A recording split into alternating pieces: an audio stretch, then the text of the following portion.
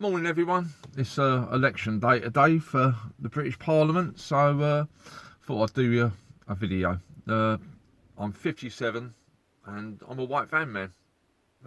Got my can of Monster Energy on the go, and it's a sunny day in London, so anyway, it looks like we're going to get a Labour government, which for someone like me it's not great news. I mean, if you live and work in and around London, you will see what Labour has done to London. I mean, it's just been decimated as a city, and it's a shadow of its former self. Right, let's start with Reform UK. I agree with virtually all of their policies, but because of the voting system in this country, i.e. first past the post, vote for Reform UK is a wasted vote, to be honest with you. If we had PR, and you might not know what that is, PR is proportional representation, which is that Parliament is split according to the vote share nationally. So if a party gets 10% of the votes nationally, then you find that you get 10% of the MPs in Parliament are from that party, and it works so on and so forth. But the problem with PR is that you never get a majority government, you always get coalitions, because no one party ever gets 51% of the vote. So countries that have got PR get coalition governments, and what that means is that the policies that the party has to be combined with the policies of other parties that you may not have voted for. So like we had when the Conservatives and the Libs were in, the Conservatives couldn't form a government, so they had to have the Liberals on board, and some of their policies had to be changed to keep the Liberals on board. So Reform UK agree with a load of what they say, but because of our voting system, which I'm still in favour of, then you can't really vote for them, which is a bit of a pity, really. The Liberal Democrats, I mean, seriously. I've googled the word liberal because I know what it means, but I want to double check. And what it basically means is you're open to new ideas and to other people's opinions. Well, they weren't so open to the new idea of us running our own country, and they didn't really respect the opinion of the people that voted for Brexit. So, and when it comes to, that's the first part of their name, and when it comes to being Democrats, once again, how can you call yourself Democrats when you won't take any notice whatsoever of the biggest democratic vote in the history of this country? I mean, it's laughable. It really is. They're a bunch of sandal wearing do-gooders that have got no idea about real life, and their whole political ambition is to get in power and then to give it to people that actually don't like us. So, you know, it's like throwing someone a piece of coal. If they're cold, they're going to catch it, and then they're going to go, oh Jesus, it's burning my hands. They're going to sling it to the next person. And then you've got good old Labour. I mean, is it old Labour? Is it new Labour? Is it new old Labour? Is it old new Labour? I mean, I'm lost as to what it is these days. Where should we start with Labour? I mean, I'm 57, as I said, brought up in the 70s, and I've seen Labour governments in action where we had a 3-day week. We had the Winter of Discontent in 1979, which some of you younger ones won't know what that is. It was where basically everyone was on strike. I mean, in the early 70s, we used to have power cuts, and people of my age will remember this, where they would say on the news, at 9 o'clock tonight, there's going to be a national power cut. And you would all get your candles out, and you'd sit there, and at a minute to 9, your lights would go on and off. And that was your 1 minute warning to say that you were going to have no power. And then, sure enough, 9 o'clock on the dot, off would go the power. And then, as I say, in the Winter of Discontent in 1979, we had everyone out on strike, including the Fire Brigade, and even grave diggers. So you had a agreement between the Labour government and supermarkets to put dead people in to fridges because the mortuaries were all full up, and there was no ability to bury the dead. And we had, if you Google picture of Leicester Square in 1979, you'll see it's 10-foot high in uncollected rubbish bags with rats running everywhere. So, you know, you've also got to look at the Conservative Party and their attitudes towards themselves. I mean, the Conservative Party are a bit like the BBC, that they're so scared of being called the nasty party that they've actually become too nice, and they're not willing to make any kind of political gains or capital out of other parties' mistakes. I mean, it must be pointed out that every single grooming gang in this country that's involved Pakistani Muslims and majority white females have been in a Labour-controlled area. I mean, not only a Labour constituency, but a Labour-controlled council. So, these girls have been traded like cattle under the noses of the council and their local MP, and they've just ignored that. So, there's not a single area in this country that's had a grooming gang that has been a Conservative controlled area. So, I mean, is this what we really want? And if you're of my age and my demographic, if you go to a Labour council, especially in London, and try and get housed, you've got absolutely no chance whatsoever. You really haven't.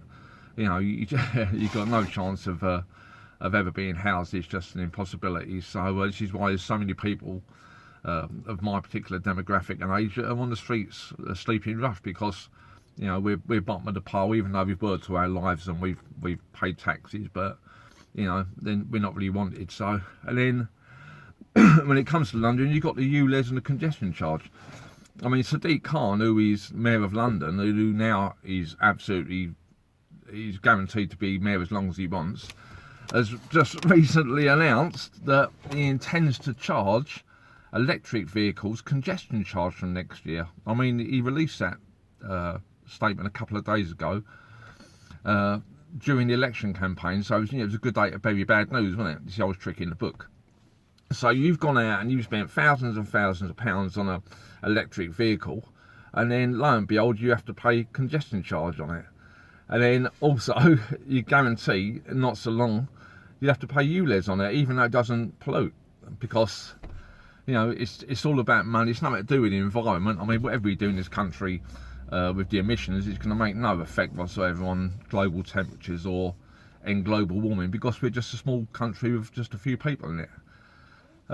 You had situations, same with Tony Blair. I mean, I'll get on to him in a minute. With diesel cars, everyone was rushing out and buying diesel cars, and then lo and behold, what happens? The price of diesel goes through the roof.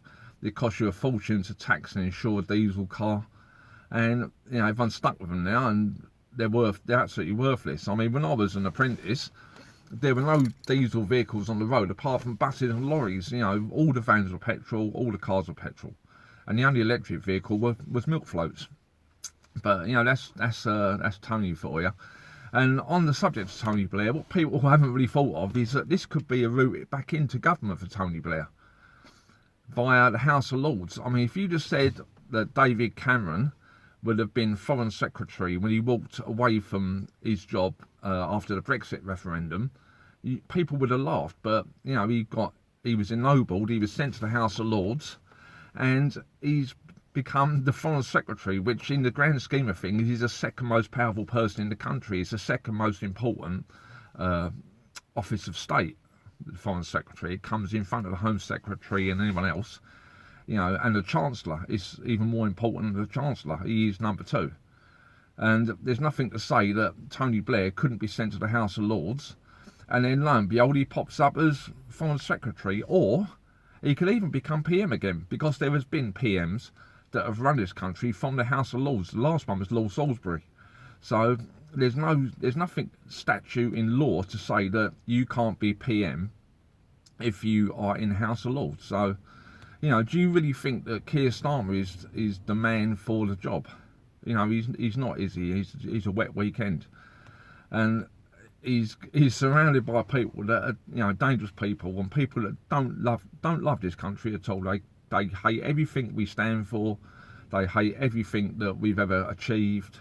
So, why do they want run a country that they don't like? It's just purely to manipulate and to change a country into something they do like. I mean, New Labour was no more a political party than I have a duck. New Labour was an experiment to see if you could change the lifestyle and the way people think in this country, and it has. I mean, through universities and through good schools, and the influence of the left wing in those institutions, you've got a generation of kids that probably come home from school and come home from university and sit and talk to you over dinner, and come out with stuff that your mind blows. You think, Christ, where do they get these opinions from? Well, where they get the opinions from. It's from teachers and university lecturers. I mean, this is the thing that the Conservative Party, should they ever get in power again, which it's not a given, have to investigate, because the influence of the left wing in schools and universities and in most the civil service, the NHS, needs to be looked at, because it's an insidious thing. And teachers and university lecturers are there to teach facts, not to teach their opinions. That's not what university lecturers and teachers are supposed to be doing. I mean, they did that in Nazi Germany, and this is how they managed to brainwash an entire generation into being able to load other human beings into gas chambers. Exactly the same way you'd control the media and you control the education system. So, the left wing they're dangerous. I mean, the rest of Europe now is moving towards the right, because they're seeing what the policies of the left have done to their country, and we are moving over to the left. I mean, albeit under a facade of Sir Keir Starmer, the knight of the realm, who is a socialist, bizarre. We're moving further to the left, but can you really take me to any part of this country or to any organisation which is run by the left, which is good for this country? I mean, anti-vaxxers, they're mostly left-wingers. Just Stop Oil. You watch the news, you see the things they do, to shake your head. They are exactly the people I'm talking about. They're a load of lefties who think it's great to disrupt people and ruin ancient monuments, and while they're walking about in their UPVC high-vis t-shirts and jackets, and going back to their house, which is full of cheap electrical items made in the People's Republic of China. So, where's the sense? But, for the Conservatives, they've got to get their act together. They really have. I mean, they deserve a kicking, to be honest with you. I mean, I'm a Conservative, always have been. But they deserve a kicking because, of the things they've done. They need to bring in certain policies. I mean, inheritance tax, that's one. It should now be that you pay a percentage of the total estate that the person leaves. So, say 5% or 2% or 10%. It shouldn't be a financial threshold, because that only affects really the southeast of England, and southern England generally. I mean, if you live in Newcastle and you inherit a house off of your mum or dad when they die, chances are you ain't going to pay inheritance tax, because it ain't worth as much as the houses down south. But that's not really fair, is it? Because we're supposed to all be the same in this country, and London and the South East pay the bulk of inheritance tax. So it'd be a much fairer system to have it as a percentage of the overall estate. I mean, I think it's a disgusting tax in the first place. I think you work all your life, you pay tax on what you earn, you pay tax on what you spend, and you tax again when you die. So you want to leave something to your kids. You've worked hard, you've done the right thing, you've kept your nose clean. And then, you've saved, you've not gone and blown all your money. And then, you want to give your kids a step up so they do better than you've done.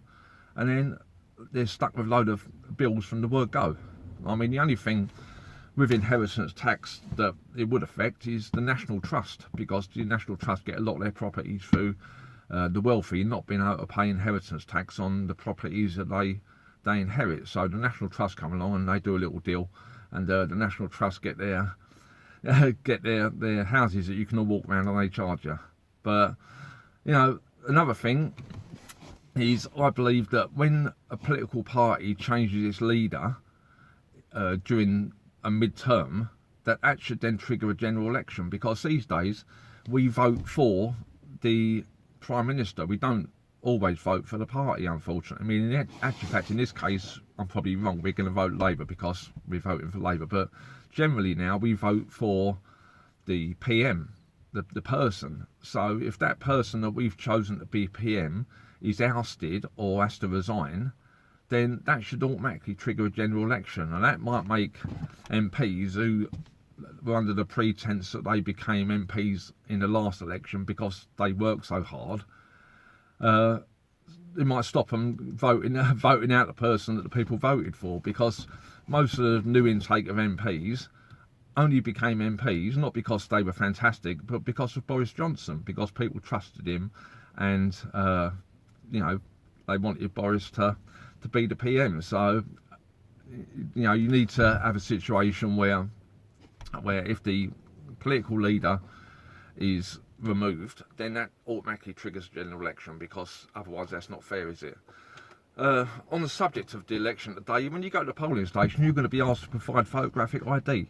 I'll tell you what, ask the people why you've got to do that after all these years of never having to do it. It's because certain communities, electoral fraud is so rife that you can't trust the person that's putting their cross in the box to be the person that's supposed to be.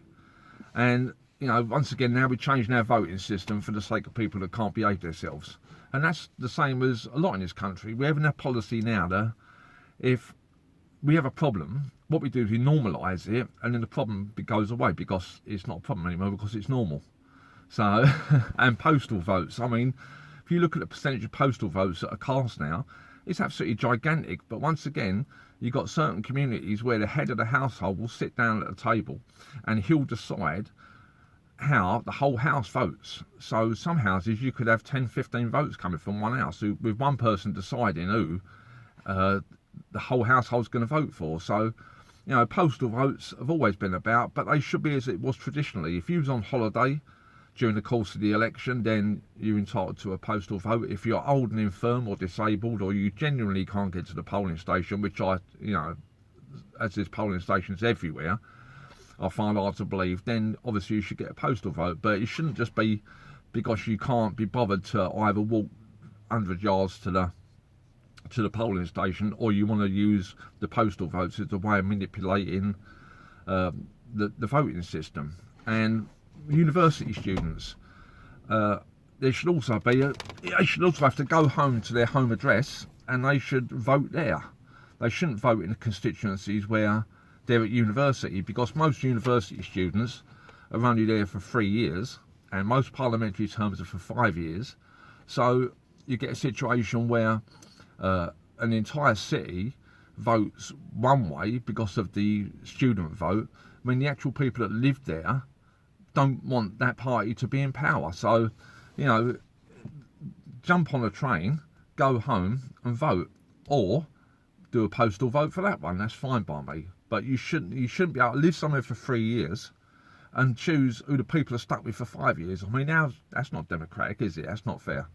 And in this country, we do like democracy, and we do like fairness.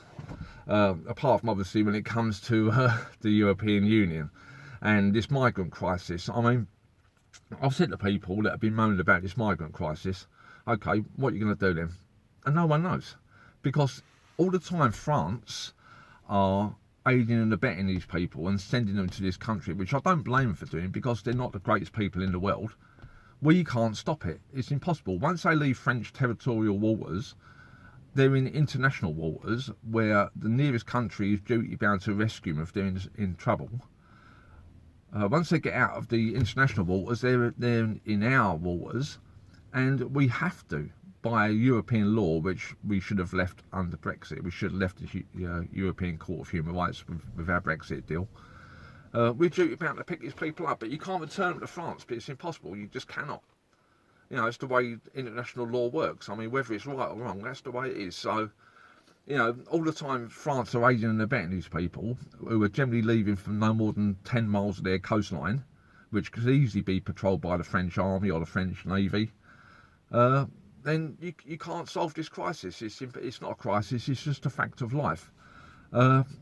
This Rwanda plan is it's the most stupid thing you've ever heard in your life, considering that if you go on certain websites, the British Isles is comprised of between 4,000 and 6,000 islands, depending on the size and depending on if they're able to be mapped or not. It depends on the figure.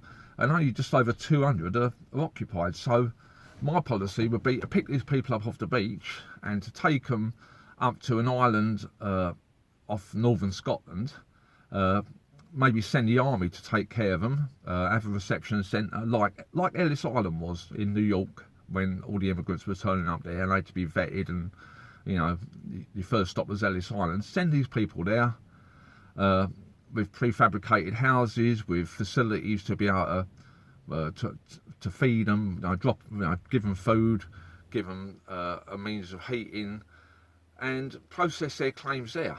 And you know, I'm pretty certain after a year of a freezing cold winter, where it's about -5 every day, and it pours down with rain, and in the summer they're getting bitten alive with midges, then they're not really going to want to come here, are they? So that would be the deterrent as far as I'm concerned. You can vet these people, and then they stay there until they produce documents to show where they've come from, and then once they produce them documents, you send them back to where they've come from. It's quite easy. You get them on a British Airways plane, or even better, the Royal Air Force. They can actually do their job, and you fly these people back. So you know that would. But as I say, if this is an election that's solely based on this immigrant crisis, think about it. How would you stop it? If France are aiding and abetting them, how do you stop these people? Well, the answer is that you just can't. So anyway, you've got the rest of the day to vote. It's a lovely sunny day, and all I'd say is, you know, go out and vote. Despite what I've said about political parties, I generally believe that people in public service in this country do it for the right reasons. We are fairly blessed with the people in this country that help run this country, and they're generally good, well-meaning people. But a lot of them are very misguided. But anyway, go out tonight, enjoy yourself, vote, and just bear in mind, you know, Labour. Has there really ever been a successful Labour Prime Minister? I mean, look at, you know, I'm going to digress here. Look at Tony Blair. I mean, honestly, he's a complete scumbag. You know he is. You know, he's a liar. He's a cheat, and just an all-round person that detests everything this country has ever achieved and everything we've ever stood for. But you know, I love my country, and I love being me, and I love living here, because you know it's a great country, and we've done so much for the world with no gratitude. I mean, once again, you know, I'm just going to rattle on for another minute or so. You know, the pandemic, whether you believe in the pandemic or you don't, I mean, I don't know how you don't, because I know people that died of it. You know, so, you know, they didn't just drop down dead, they got coronavirus and they died, unfortunately. Who was the first country on the planet who came up with a viable vaccine? Did the world look at Belgium or Argentina? No, they knew it would be either us or the Americans or the Germans that came up with the vaccine, and it was us. And can I ask you something? Have you heard one single person say thanks to this country? Any world leader say, look, we owe the British and the staff at Oxford University and AstraZeneca a debt of gratitude for bringing out a vaccine and saving potentially millions of lives? I mean, you know, this is what upsets me about people that come here. There's just no gratitude. They want more. And the pandemic just showed you that when it comes to it, we step up, because that's what we do, because we're still a great country full of great people. You know, you don't have to put on a football shirt and take the knee, as I wouldn't ever do. But anyway, listen, you have a lovely day, and however you vote, make sure you go and vote, especially if you're female. And good luck. All right, bye-bye.